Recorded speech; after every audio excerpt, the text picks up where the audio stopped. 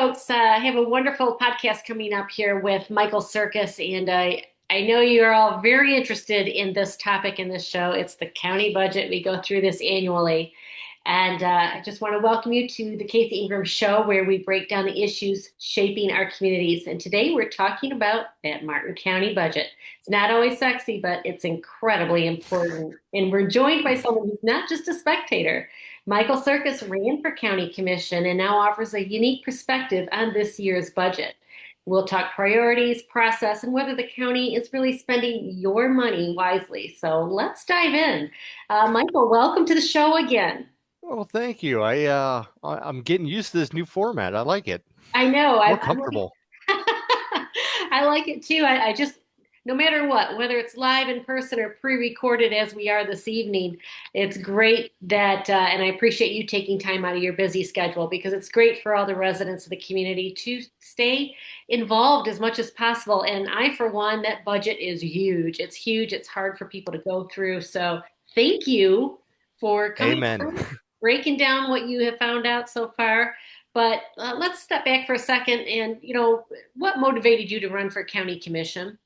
Actually, is this the budget? Realistically, my philosophy on government has always been that the only tool you really have in your quiver is finances to execute whatever mission it might be. And at the end of the day, those finances are coming exclusively or near exclusively from your taxpayers, your local taxpayers. So if you cannot get your budget under control and more importantly, prepare it for a long-term stability, then you're always reactionary. You won't have any type of forward planning that you can execute, which is ironic in government because 99% of what you might talk about in the commission dais, you won't see come to fruition for 12, 24, 36 months. So, if you can't get the finances under control, everything else just becomes lip service. So that was my concern, and that's why I ran for county commission. Amen. And you were the one candidate that really could speak in depth about the county budget. I remember the race. So, and here you are, you're back again to talk about this year's budget. And, you've seen this budget not just as a citizen, but as someone who's wanted to shape it. What stood out to you the most in this year's budget? Uh, this particular budget, it's I guess the best way I can call it would be like a double-edged sword. There's a couple things that I have never seen. For example, the amount of money we're putting into reserves this year, or we're proposing to put into reserves, I think there's a $22 million increase, which is about a quarter of the overall increase year over year. That's a huge volume of money to put into reserves. And I love that. It tickled my heart, made me feel good because that was one of the main things that I really wanted to do if I were to be elected. Now, on the flip side of that coin, kind of the scary notion, we've never seen a huge increase like that before, which throws a red flag in my mind that we're anticipating some serious challenges in the very near future. So we're trying to get ahead of it now, which is great. So when I was looking at the budget this year, it made me think, okay, where's the sustainability and where's the growth of services? We still had a major increase in or a proposed major increase of spending. So are there huge service increases or is this just a matter of sustaining what we currently have? And that's where the other edge of the sword came in.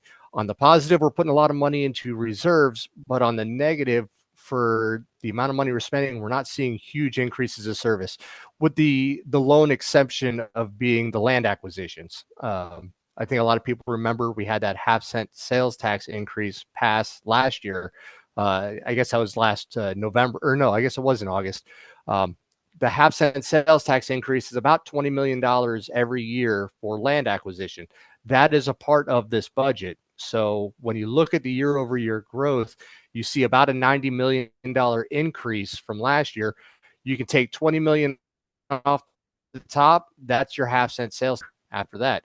Take another $22 million off of that for the reserves, and you're down to what, about $45-50 million of increase year over year. So out of that 50 million, I asked myself, are we getting big increases in services? And it doesn't appear like we're having a large increase in service. It's mostly sustaining what we currently have. And that's kind of a concerning notion to think about. $50 million to sustain what you currently have, just looking at increases in salaries, adding a few more a few more staff positions in a couple different departments. But if you're having no real major growth in services, but you're spending an extra $50 million, that makes you worry what's going to be like in the next year, the year after that, especially coming into a time period when the home values and taxable values have plateaued and realistically are already starting to show signs of deteriorating. So that's going to create some real problems in the near future. And just to touch on that, for the fiscal year 26, tentative budget includes 1,167 position full-time employees for the Board of County Commissioners. And that's a gain of 11 full-time employees, 3 in the library, 3 county-wide building repair maintenance, 1 each for the airport maintenance, building inspector, traffic engineering, fire rescue logistics, and utility plant maintenance. And it also includes 792.5, not sure how you have a half of a full-time employee for constitutional officers, 10 more for the sheriff's office, and 1.5 for the clerk, the circuit court, and comptroller's office. So there's kind of a rundown of the proposals for this year. Absolutely. And real quickly, you made that comment about how you have a half of a full-time employee.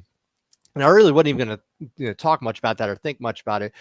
But because you brought it up, the full-time employees, sometimes what you can do is break them up into different departments, and each department will utilize somebody that may otherwise spend 15 hours in 15 or 20 in public works.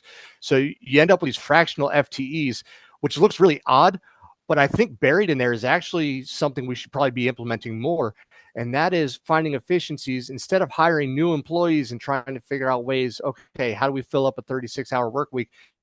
Are there departments where we can utilize one person that can work for multiple different departments? And this really isn't reinventing the wheel, because there's a few departments that already exercise this approach, and you're able to limit the amount of retirement contributions, your FICA, and a lot of your fringe and benefits, which are really the hard and heavy costs of employment. You can minimize some of these detriments by using that one person in multiple different departments. So it's a tricky thing to look at, but I feel like there's an avenue in there we should be exploring a little bit more in depth to get better efficiencies within our departments, especially on the administrative side. If we can be finding better efficiencies from there and cross utilize in different departments, really save a few dollars. That's fantastic. I'm glad you explained that, and I agree with you. The more efficient we can be, we certainly need to be with this budget. As a matter of fact, we've seen a total budget jump since 2016. So we're a decade, kind of comparing a decade ago, 108% increase in our budget. Do you think that's responsible growth, or does that bring red flags to you? So, first of all, when I look at that, I also take a look at what our taxable values were 2016 versus now, and you'll see that chart, it's almost a mirror to each other. Our taxable values have also doubled in that same time period. So I sit back and to your point, a red flag, absolutely, because it's interesting that you would see a correlation that your tax values doubled and your expenditures doubled. Did they really double, or is this a matter of we're finding that we have more money allegedly to our disposal, so let's find ways to spend it, or let's expand out services because the money happens to be there today? That's a dangerous precedent in my mind, because it completely ignores the fact that growth is not guaranteed. Eventually, it will come back down. And if you are spending just because the money's there and you're not saving it, well, when it crashes, you can't sustain. And to the other point of that, or the other side of that, the population of Martin County has grown about 10% in that time frame. So, it kind of piggybacks on what you were just saying. Why is there such an increase? Are we just adding more money to services we're providing? Yes, we've had some growth, 10%, but 108% for the budget is huge. Absolutely. And the question arises of what services we're growing. Are the roads in better shape? Some, sure, absolutely. Over the county wide, I mean, I heard a lot of complaints about from people, basic municipal services, these assets. But if you're getting beat up driving there, then what have you really achieved? So when I look at those growth of services in the last 10 years, Martin County, we've got some beautiful assets that have grown over the last decade. But how well have we maintained our basic municipal services? Or have we kind of put a lot of lipstick on the pig and hope that it never stopped? And I do think, the capital projects nearly tripled in that time, and that's your parks and your roads and stormwater. Parks is in there as well. Mhm. Um, you know, are these the right long-term expenditures? And, Michael, if you had a vote today, what are three things you would push for in next year's budget? And by the way, just so folks know, the county budget workshop is happening July 21st and might even go over to July 22nd. That's kind of the first step in improving our budgets. So that's where you saw the tentative budget and you've read through it. And, you know, folks need to come out and speak out, read through this budget, right? Definitely the 21st. It'd be real quick on the 21st. I hope everybody recognizes that the only thing being voted on the 21st is the maximum millage rate that can be taken. Unfortunately, our workshops, we kind of kick the can down the field until September to really start deciding where we're going to cut, where we're not going to cut, who can make these changes, when that should, in my opinion, start on the 21st in the workshop. But what'll happen on Monday is whatever the millage rate is, it cannot go any higher than that. It could always go back down. And that's why we see the cuts that end up in September. Usually people don't even recognize what goes on in July. They find out, what do you mean the millage rate went up? Or what do you mean my tax bill went up? Even though the millage rate went down, you still end up with a higher tax bill. And then when people find that out, their jaw hits the ground. They show up in fire, and we're ready to burn the whole thing down. Do your homework, you can go online and find the budget on Martin County's website and just take a look and start asking yourself, are these things Sarah Hurd says are great? Are these necessities or are these niceties? Do we really need some of the stuff, or can we kick the can another 12 months and reevaluate next year? To my point, what would I cut? Uh, I know people hate hearing this, but I'm very concerned with the volume of employees that we have. And that's not to suggest that any of them are bad, or not to suggest that they're not worthy of their positions. But there is a reality that we cannot continue to spend the amount of money that we're spending. And a huge amount of that is in the labor force. So going back to the fractional FTEs and where we can develop efficiencies, I would really love to see that we have less upper echelon or higher management positions, and maybe have some more middle management positions. These are generally lower salaries. These are usually less because of retirement and FICA and whatnot. And we can use these employees not have as many responsibilities like the upper management would have, but just diversify their usages across different departments. Um, I, I I don't even know what nice way to say this, because everybody says you want to fire people, you want to fire people. Absolutely not. I'm not trying to fire people, but having been in business, I know when times get tough that people got to go. So the way I see it is, we can continue to hire people now, and in 12 months, 24 months, somebody's going to have to look at someone in the eye and say, hey, guess what? You're out of a job. I'm not looking to fire people. I'm not looking to lay anybody off. I've done it before, and it feels absolutely terrible. So instead of continuing to hire and hire and hire, knowing that we are not going to be able to sustain this volume of employment that much longer in the future, I would rather start working on ways to integrate our current workforce into doing the job needed. Discussions about county lawyer. Sarah Woods is retiring. She's been with the county for, excuse me, she's been with the county for years. I think she's been the head lawyer for probably 6-7 years now, maybe even longer. I can't recall. And she's getting ready to retire. We're moving some people up in-house, which I tend to like the idea of utilizing in-house labor and moving them up the chain. They know our systems of operation. They know the players that are involved. They have good teamwork, assuming that those candidates that interview well. But I don't see a need to hire someone to fill in that next spot. Currently, we have 7 county lawyers. If we lose one, we're down to 6.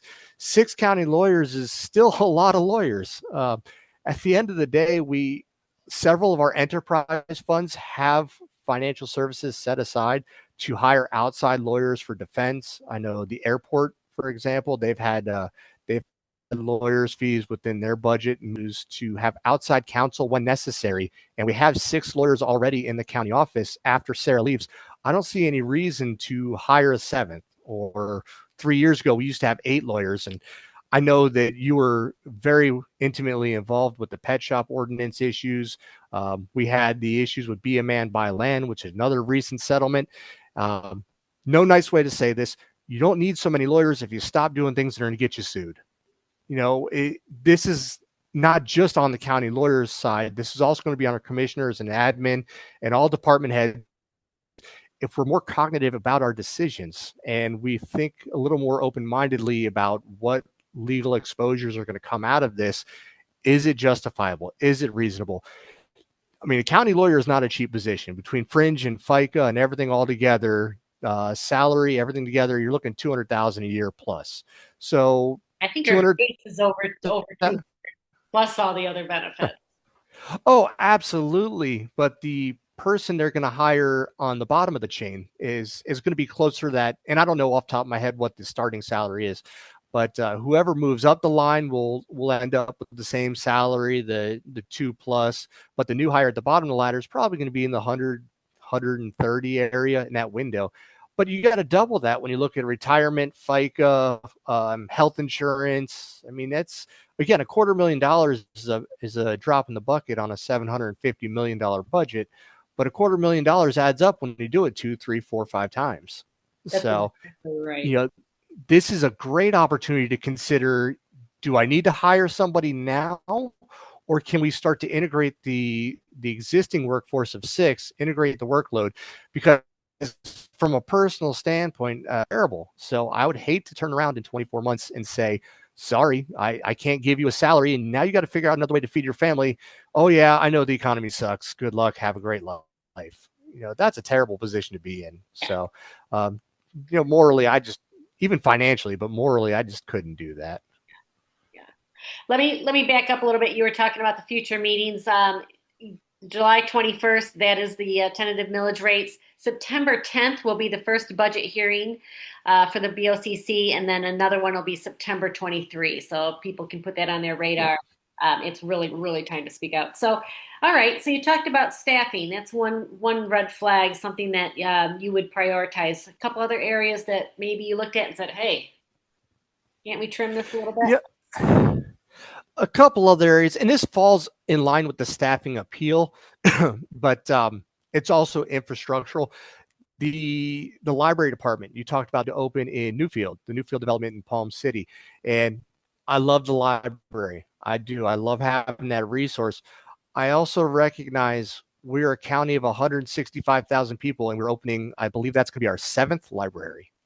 This will be 2 in District 5. I believe there's 2 of them in District the Stewart district, and then everybody else has one. Hope Sound and Indiantown, both the same district, although geographically they're so far separated. I see the sense in that. It makes sense, but I have a hard time understanding why we would need a library in Newfield as well as a library off of Matheson.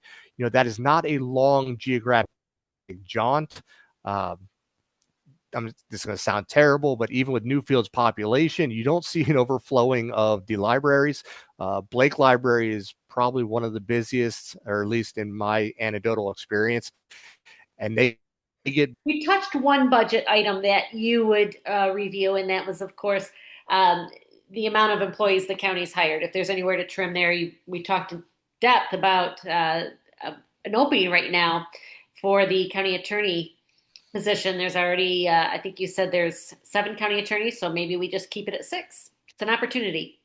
Absolutely. So, what other things jumped out while you were reviewing the budget to you? And I know this is kind of a cheat because it does tie into the labor aspect. But when you look at the growth in labor this year, about a third of the positions, maybe a little bit more, there are 3 new hires the library system, and that I believe is either our 6th or our 7th library. And I got to keep in mind that we're a county of 160,000 people, so 7 libraries or 6 libraries, that'll be 2 in District 5. We got 2 in District 3. There's 2 of them in the Stewart district. We got, or I think 1 each in the other districts, puts us 6 or 7. Anyhow, that's a lot of libraries in what we call a small county. And yes, that's 3 staffers, but that's going to be long-term maintenance as well, because even though Newfield is building out the library and essentially handing the key to us and saying, have a good life, we're going to have to maintain the structure. So as we start to take care of that, we got to take care of the volumes of materials inside of it, even little things like subscription services. Anybody that's listening, if you're at home, your kids are bored and you want to teach them a new language, Rosetta Stone is on Martin County Library System. All you need is a library card.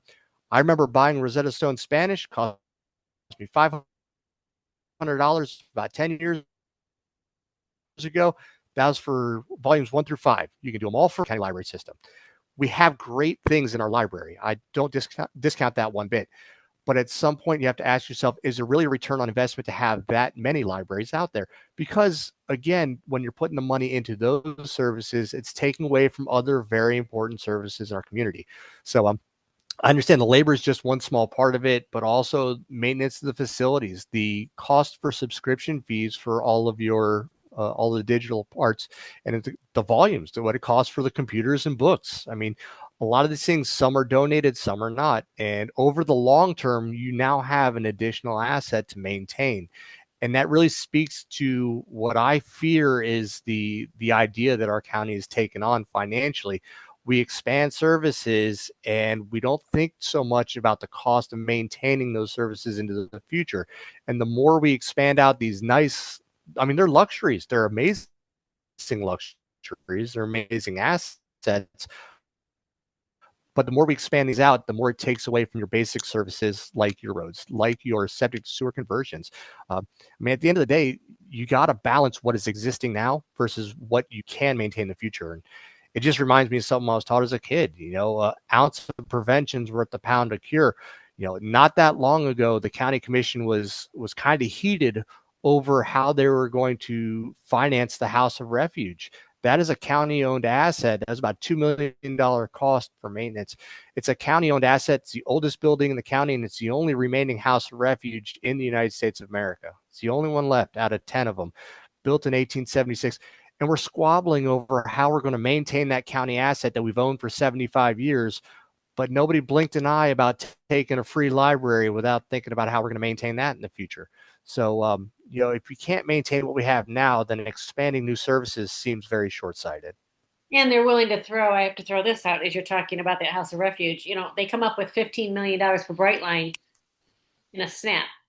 And here we have the last remaining House of Refuge in the United States. That's incredible. That's an incredible asset here in the county. So just interesting to see priorities.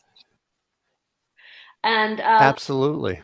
let's look at another area. So we've talked about libraries, we talked about staffing. What's another area that jumped out to you that get trimming? If I were to try to find one success out of the budget, especially let's say I did get elected last year and I was sitting there today, I recognize that most departments have kind of gotten a rubber stamp for quite some time. When you present your budget, especially at the workshop, there doesn't seem to be a whole lot of real heavy questions asked and not a whole lot of effort to try to find efficiencies and find those savings. We always wait until September when the public clamors for it. So as a commissioner, what I would try to do is to let the department heads know, guys, we got to get serious about figuring out where we're either going to find efficiencies or drop services, because we cannot continue to offer lip service in September that we're going to save you money and you don't. This year, for example, there is a millage rate decrease. It's less than 1%. There's a decrease in the rate that they tax you. But because home values, the average property value has gone up over 13%, even with the county taking less of a percentage, they're still going to take a higher dollar amount. So we offer this lip service. Well, we didn't raise taxes. Well, yeah, you did. The check I write this year is going to be higher than the check I wrote last year, period. And until we start to have a level of accountability where our 5 commissioners really let the department heads know you need to justify these expenditures, like seriously justify the expenditures. Until we have that fundamentally in place, you're never going to save any money. Yes, and you think we would have learned. I mean, 2008, we had the huge crash in real estate values, and the county really had to tighten its budget. And then all of a sudden, the values Yep. have exploded again, and more, real estate taxes have come in, and they spend it.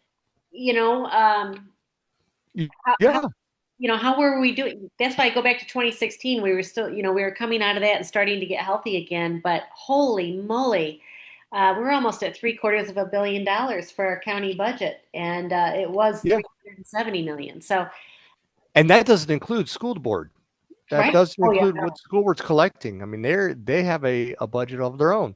Um, it's overall Martin County residents are paying about 17 millage points, which, just to make it real easy for you, take the appraised value of your house, divide it by 1,000, and then take that number, multiply it by 17. So essentially, every $1,000 your house is worth, you're giving government $17 for every $1,000 that your house is worth. So that is I believe the county budget this year is anticipating a typical household bill of $5,700 if you don't have a volume of Save Our Home savings. If you don't have any the portability, like if you just moved here from New Jersey last week, your tax bill is going to be $5,700 for the median household value. That is a monumental sum. That's 10% of the median household income for the United States of America. And that's a two-person household income. So, what we're collecting on residents is not pennies. It's some serious money, well, it's and it's scary. It's not, and I'll put this graphic up, but and this comes straight from the county. You'll see it if you go to the meeting on Monday. But the sources of revenue, 44.8%, almost half of our revenue comes from those ad valorem taxes. 4% local sales and tax use, 10% is miscellaneous. Fund to balance, not sure what they mean there. Maybe you do, Mike. 14.3%.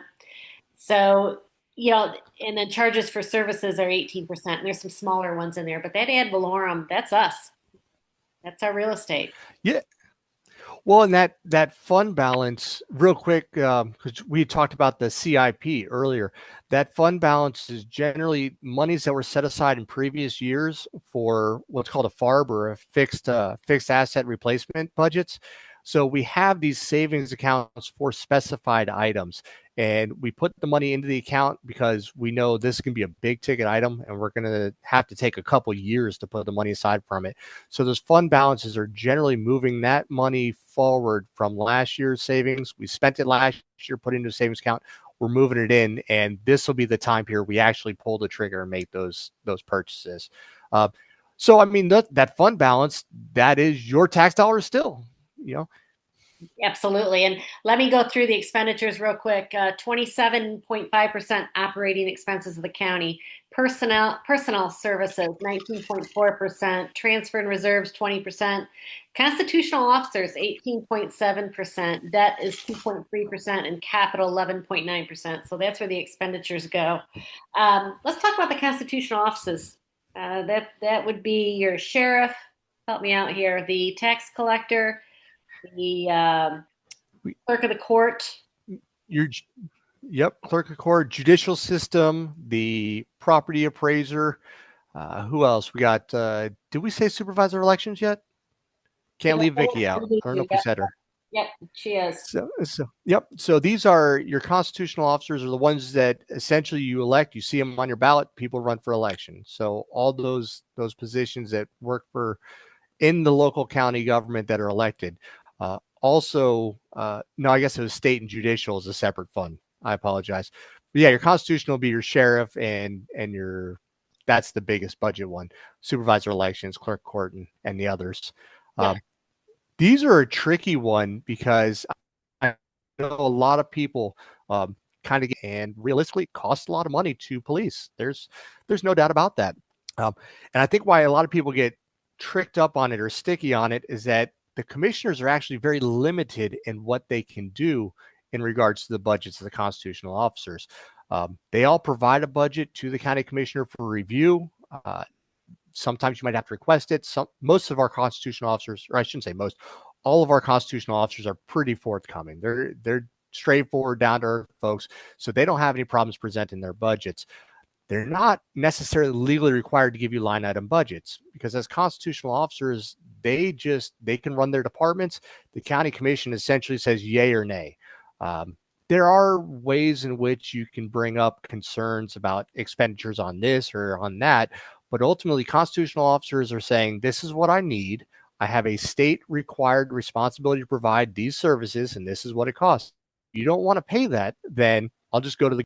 That doesn't mean the county commission is forced to vote in favor.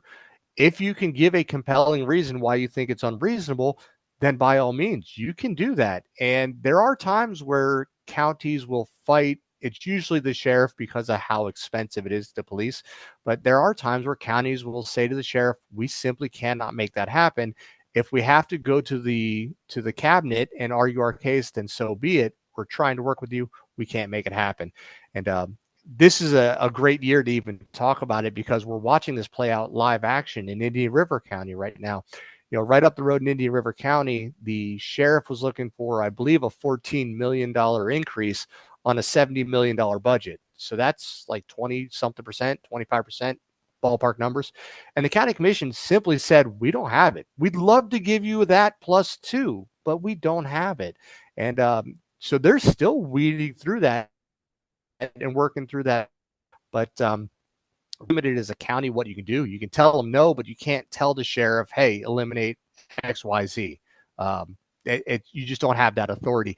And this is why, again, going back to that accountability that we had talked about a few minutes ago, we need to be more proactive throughout the calendar year to work with all departments, not just constitutional officers, and say, listen, we realistically are running into a shortfall. So how do we address what you need, provide what you need? What can you do internally in your department, whether it's sheriff, whether it's Parks and Rec or whoever? What can you do internally to minimize some of your costs? Where can you kick the can down the field? We just got a new helicopter. That helicopter that we were waiting on, I guess 5 years ago when we bought the first one, the first Boeing of the two that were anticipated. Prior to that, the three Vietnam era helicopters we had were falling apart. I have friends that are in the aviation unit, and they were legitimately concerned about getting in the sky sometimes. So the helicopter about 5 years ago was necessary, and we see it utilized in a lot of different aspects that I think are very viable. Multiple brush fires in the last 18 months.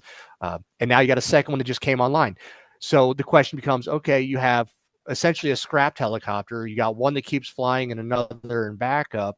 So can we liquidate one of those? You got two Boeings and you keep one left over for scraps, liquidate the other two. I mean, there's some flexible income you can use for maintenance on those new aircraft. Little things like this, we need to be proactively addressing them throughout the calendar year. And until we build that accountability, not saying any names, but in the past, we've had commissioners that they will not say no to the sheriff. They will not say no to the fire chief. And sometimes they need what they need, and that's it. It is what it is. There's a difference between just flat out saying, here's the rubber stamp, and saying, okay, help me understand why you need this. Help me to know what we need to do to make sure that you have what you need in the future with the resources we have, or of a working unit together, as opposed to I understand that you're a first responder. Here's your rubber stamp. Have a great afternoon. The rest of us will suck it up. That's not an efficient way to govern. So we need to get back into that. We do, and it's such a big budget. And I'm thinking too, we often compare our budget or our positions, our employment positions compared to other counties, and it just seems like the counties feed off one another that way, in my opinion. Take the county attorney position, Mm-hmm. or county administrator. They'll compare it to five others, not even necessarily the same size of a county, but they'll use that and say, well, we don't want to lose our good employees, so we need to have a comparable salary because they'll leave and go to Miami. Well, Miami's is much larger of a salary, yes, but the population is much larger. So it just seems like all the counties in the state, not just Martin County, kind of use that as leverage to keep getting increases and increases. And sometimes I just wonder if that isn't where some of this is coming from.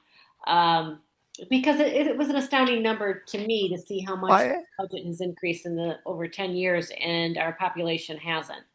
Um, Oh, absolutely. And there's extraneous things that the county cannot control. The value of the dollar is crap compared to what it was in 1975. Where a dollar buys you what a quarter used to less than 50 years ago. And that is a problem that the county has to face, just like you or I when we go to Publix. Everything, the asphalt they throw on the road today is 2 times higher than what it was 10 years ago. Little things like that, absolutely, the county's going to have to deal with that.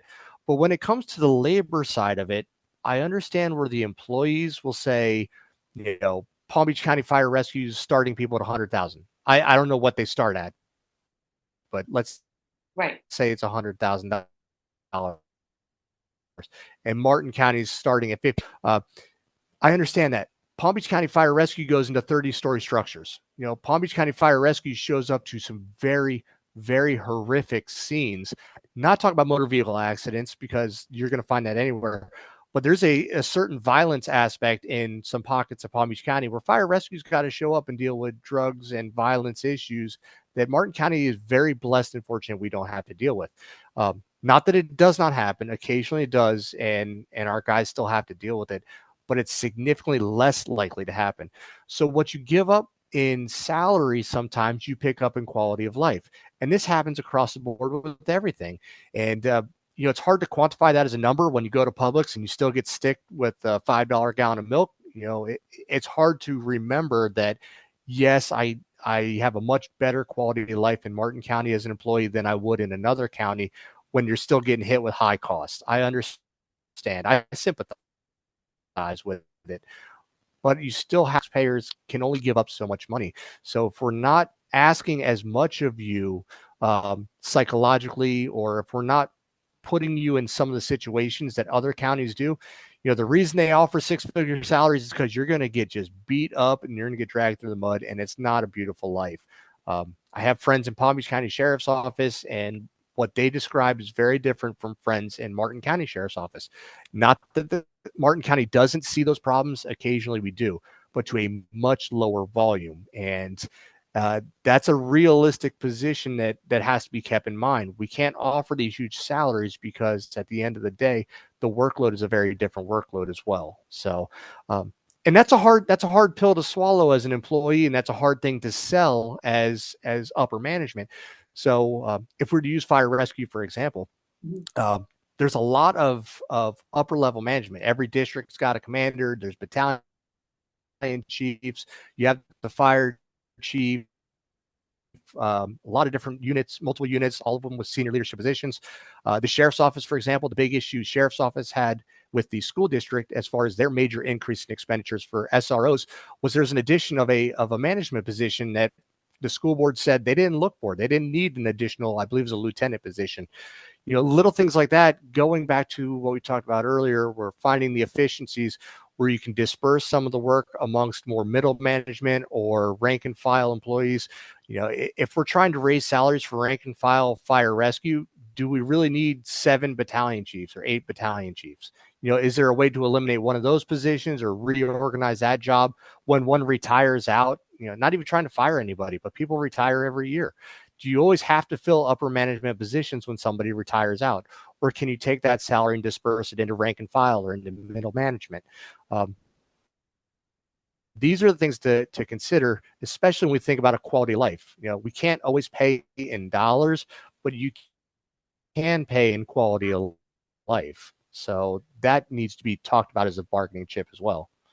I agree, and I don't typically hear that when we're talking about increasing, salaries for whatever staff it is. I don't have to pick on one in general because it's always the same MO. Well, we'll go elsewhere because the salaries are higher at other counties, and we don't want to lose our best employees. Yeah. And the quality of life is never brought up, and yet that's why our taxes are so high for a relatively small county. Here we have Yeah. beautiful parks, we have multiple libraries, like you said. I mean, we seem to spare no expense on amenities. Well, I'll tell you, I can make a lot more money as a roofer than doing trim carpentry, but I'm not getting on a roof. Sorry. Don't know what to tell you. There's a quality of life for me staying inside an air conditioning building and installing an interior door, painting your trim. I don't want to get on a roof, and I'm willing to give up money knowing that, yes, it's the same work field and others may make more money, but also more is asked of them. So I don't want to get into that.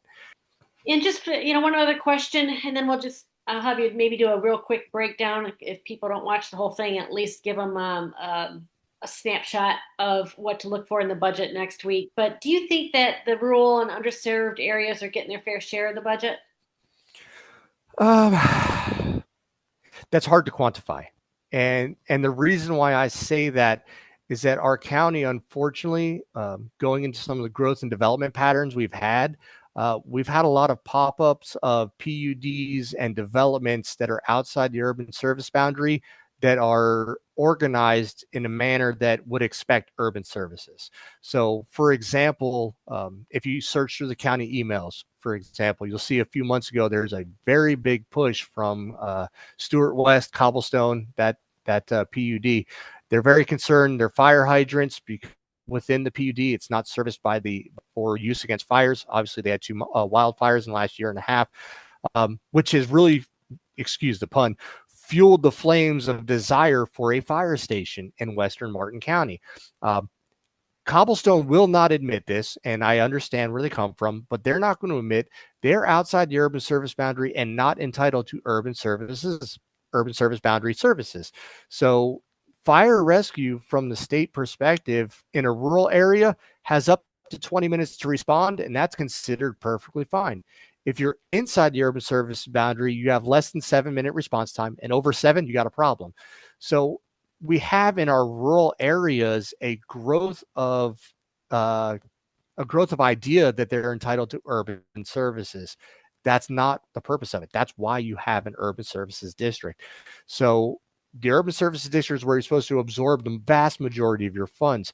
So I have a hard time feeling that the people off of Allen, as far as their taxes go, I know Indiantown, there's definitely an issue out there in the past where Indiantown provided a vast sum of county tax dollars when they were unincorporated, and they weren't receiving the services they probably should have, which really is the impetus for them becoming incorporated. Now that they've been incorporated and they have their own local government, I know they have their challenges. They're a young government. They're still getting their feet wet and getting the train on the tracks. But nevertheless, that's a good example of how there's an idea that you're entitled to urban services that maybe you're not specifically entitled to. So I have a hard time saying the rural community is being left out of anything. I will say, if we were to kind of give the analogy of the quality of life we talked about a few minutes ago, um, maybe the quality of life is being infringed upon in the rural areas, but they're still getting hammered by taxes too. Their taxes they're paying in drastic because they're outside the urban service boundary. That's not what the rural area was idealized for or incepted as. But the rural life, I can't say rural lifestyle anymore. God, they took that from me too. Okay. That rural ideology, that rural lifestyle, not the development plan, but the actual lifestyle that it's supposed to be, that's being taken away from the rural areas because of these infringements by the standalone PUDs, standalone urban services areas or makeshift urban service areas. So to me, I don't see it as a financial where they're being short staffed on that, but we're just taking away their quality of life, which creates this, well, if you're going to screw my quality of life and you're going to pull the wool over me like that, then why are you taking all these funds and not providing the services? You can't have it both ways. Either you leave me alone fully or you don't leave me alone and you give me my just desserts. So that's, again, it's very hard to quantify alone. But I can understand why where they feel they have these massive tax bills and they're not receiving the services. I get that argument. I really understand it and sympathize. So as we wind down here on our chat about the county budget, can you give the listeners kind of a quick snapshot rundown of maybe some things to look at if they want to go to the budget? I'll put a link here in the show so they know where to go and can look at the budget themselves. And we encourage everybody always give your opinion to the county commissioners. I'll put an email in to contact the county commissioners as well, but they need to hear from you. So, You Michael, know, tell, tell folks. You got 600 plus pages of budget. I don't expect anybody to read through it fully. If I were to guess, there's only two people alive in Martin County that have read through it 100%, and that's Don Donaldson and Stephanie Murley, and they have the benefit of getting it over a prolonged period. They've been looking at it for months. That benefit. You're not going to read through it all 100%. I don't expect you to. And I almost hope you don't, because I don't want you to burn yourself out and get so nuanced on it. At this stage, what I want the residents to do is just show up and say, make it make sense. Just get involved. Before we even worry about splitting hairs over what department gets what, who doesn't, we need people to show up and simply say, I can't afford a $6,000 property tax bill. That's only one part of the pie. When you have insurance and costs of everything else. At the end of the day, we have a very diverse group of people in the county. 50% of us love the urban services. 50% want the rural. Some people want the land acquisition. Some people don't want to pay any tax at all. So I can't tell you where we should cut. This is where the people themselves have to get out there and be involved, because for years we show up to an empty chamber in September. A lot of times it'll be relative. People get to the chambers and simply say, why are we increasing the expenditures? Make it make sense. Where can you cut money? Barack Obama, for example, I'm not a fan of Barack Obama, but he did something that I thought was absolutely genius when we were in the depths of the Great Recession, as we call it. Sequestration. He just told everybody, take 1% off the top. There you go. We're cutting budgets 1%. We're going to very quickly end up in a situation where we have to make a draconian move like that. And during the recession, because of how badly, Martin County property tax values dropped by 20% in 8 and 9. We had 6 years of borrowing just to finance our basic services. We're going to quickly get back to that state if we're not careful and don't prepare for it. So until residents show up to chambers and say, listen, I get it. The library sounds fantastic. Love the idea. I even appreciate that they're going to build the library. I'd rather you take the $2 million that's we have libraries, but if residents don't show up and even voice whatever opinion they have, if they just sit back and only bemoan the tax bill in September, when it's honestly a little bit too late, everything else is just for naught. So again, you can go onto the county budget, the county website, and you can find the budget. I'm not sure if you're able, well, when you go to post on Facebook, I'm sure you can put a link on. That'll be you can get into the weeds, or you can look very superficially. There's a lot of charts and diagrams that give you the gist of it without having to overwhelm anybody. So you can look at the last 5 years and you'll see, for example, county administrations hired 14 employees in 5 years. I think it's 86 employees or somewhere in that generalized neighborhood for just the administration department. Is there not anywhere to take 1 or 2 employees as they retire and not fill that hole? And that is, I think, page 17 of the county budget. It shows you everywhere, very basic charts like that, so you don't have to overwhelm yourself. But just everybody go take a look at the budget, scan through it, crack open an ice cold Coca-Cola, and there you go. Read through it and then show up and say, make it make sense. That's going to be the biggest first step. Well, Michael Syrkus, thank you so much for taking time here tonight and just going over this budget. It's immense. It's overwhelming for a lot of people, and you just kind of gave us a good snapshot, bird's eye view of what we're looking at this year. And folks, just let's all get involved as much as you can. Like Mike said, you don't have to understand it all. Just say, look, it's getting really expensive, folks. Make it make sense. So I like that.